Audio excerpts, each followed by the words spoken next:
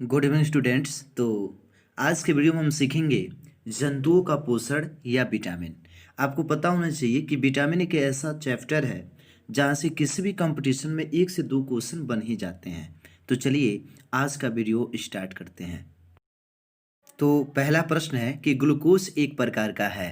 पहला ऑप्शन है पेंटोज शर्करा, हेक्सोज शर्करा, टेट्रोज शर्करा या डायोज शर्करा। तो ग्लूकोज एक प्रकार का हेक्सोज शर्करा है। यह जल में घुलनशील होता है। मनुष्य की पाचन क्रिया में ग्लूकोज अंतिम उत्पाद के रूप में हमें प्राप्त होता है। अगला प्रश्न है मानव शरीर में वसा का संचय कहाँ होता है। एपिडर्मिस, वसा ऊतक, यकृत, उपकला ऊतक। तो ये होता है आपका वसा ऊतक। और वसा ऊतक क्या है, आपके 2 प्रकार के होते हैं, एक सफेद वसा और एक होता है आपका भूरा वसा।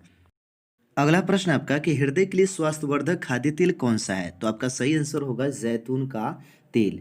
जैतून का तेल मृत्यु दर एवं हृदय संबंधी बीमारी को कम करने में मदद करता है। अगला प्रश्न है चाय व कॉफी के ज्यादा सेवन से इनमें से किस विटामिन की कमी हो जाती है। तो आपका आंसर होगा कैल्शियम। ठीक ना। जब हम चाय या कॉफ़ी का ज़्यादा सेवन करते हैं तो शरीर में कैल्शियम की कमी हो जाती है। क्योंकि जब हम चाय और कॉफ़ी का सेवन करते हैं तो शरीर में कैफीन की मात्रा बढ़ने की वजह से विटामिन के अवशोषण में अवरोध पैदा होने लगता है। फिर धीरे धीरे हमारा रक्तचाप बढ़ता है जिससे हृदय आघात। अगला प्रश्न है दांत व हड्डियाँ हड्डियाँ ताकत और कठोरता किससे प्राप्त करती हैं। तो सही आंसर होगा आपका कैल्शियम। दांत और हड्डियाँ कैल्शियम और फास्फेट के बने होते हैं। अगला प्रश्न है नर एनाफिलेज मच्छर किससे अपना भोजन ग्रहण करते हैं। तो सही उत्तर होगा आपका फूलों के मधु से। वास्तव में हमें जो काटते हैं वह मादा मच्छर होती हैं। नर मच्छर मनुष्यों का रक्त नहीं पीते हैं या किसी भी जानवर का रक्त नहीं पीते हैं। वह फूलों के मध या उसके सुगंध लेकर के ही जीवित रह जाते हैं। अगला प्रश्न है मधुमेह से पीड़ित व्यक्ति के बार बार पानी रक्त में किसे कम करने के लिए पीता है। तो वह आपके ग्लूकोज की मात्रा को कम करने के लिए पीता है। यही कारण है कि जो व्यक्ति आपके डायबिटीज से पीड़ित होता है उस व्यक्ति को बार बार प्यास लगती है। अगला प्रश्न है इनमें से कौन से 2 खाने योग्य प्रोटीन के अच्छे स्रोत हैं। तो आपका सही ऑप्शन है सोयाबीन व मूंगफली। हमें ये भी ध्यान रखना चाहिए कि वसा में घुलनशील vitamin A, D, E, B व सी होता है। ठीक ना। तो हम ई, डी, ई के ने करके इसको एडेक कह के याद रखते हैं कि वसा में घुलनशील कौन होगा, एडेक, और पानी में घुलनशील कौन होगा, तो ये विटामिन बी व सी।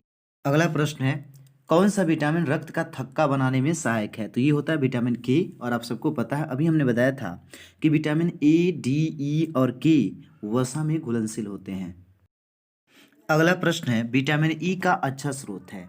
तो ताजी सब्जियां, फल, सूखे मेवे। विटामिन ई का रासायनिक नाम टोकोफेरोल होता है। ये भी हमें ध्यान रखना है। अगला प्रश्न है इनमें से कौन सा शरीर को ऊर्जा प्रदान करता है। तो आपका सही ऑप्शन होगा कार्बोहाइड्रेट्स। तो कार्बोहाइड्रेट्स ग्लूकोज का ही एक रूप है। यह मानव शरीर में ऊर्जा का मुख्य स्रोत होता है। ग्लूकोज के सभी प्रकार जैसे मोनोसैकेराइड, डाइसैकेराइड, ट्राइसैकेराइड टूटकर पायरुवेट बनाते हैं जो आगे एटीपी में बदल जाता है। और आपको ये भी पता होना चाहिए कि एक ग्लूकोज से 36 एटीपी प्राप्त होते हैं। अगला प्रश्न है फाइबर आहार में शामिल होते हैं। तो आपका सही ऑप्शन होगा सेल्यूलोज। याद रखिएगा फाइबर शरीर में या कह सकते हैं कि फाइबर रक्त में कोलेस्ट्रॉल को कम करता है। अगला प्रश्न है किस विटामिन की कमी से बच्चों की हड्डियां मुड़ जाती हैं। तो आपका सही ऑप्शन होगा विटामिन डी।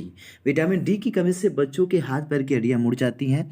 विटामिन डी सूखा रोग के लिए जिम्मेदार होता है जिसे रिकेटस भी कहा जाता है।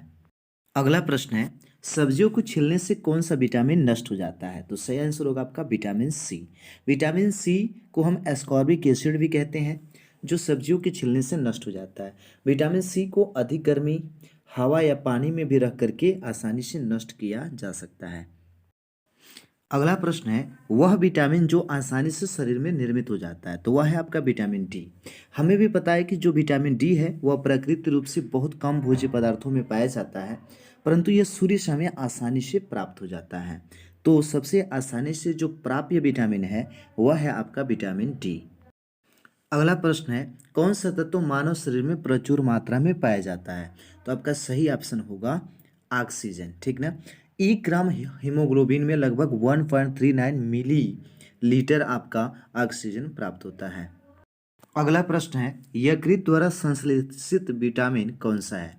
तो वह है आपका विटामिन के, जिसे हम फाइलोक्विनोन भी कहते हैं। अगला प्रश्न है, किसे शरीर निर्माण खंड कहा जाता है? अगला प्रश्न है, गाजर में कौन सा विटामिन पाया जाता है? तो इसमें विटामिन ए पाया जाता है और विटामिन ए को हम रेटिनॉल भी कहते हैं। तो ये भी आपको पता होना चाहिए। कभी कभी इस क्वेश्चन को थोड़ा सा और डीपली पूछता है, तो ये पूछ देता है कि गाजर में कौन सा तत्व प्रचुर मात्रा में पाया जाता है? तो आपका आंसर होगा बीटा कैरोटीन। अगला प्रश्न है, विकासशील भ्रूण के लिए भोजन की आपूर्ति किसके द्वारा की जाती है? तो ये गर्भनाल द्वारा होता है, ठीक ना। गर्भनाल एक अंग है जिसके माध्यम से विकासशील भ्रूण को पोषण प्रदान किया जाता है। साथ ही यह गर्भाशय और भ्रूणनाल को जोड़ता है।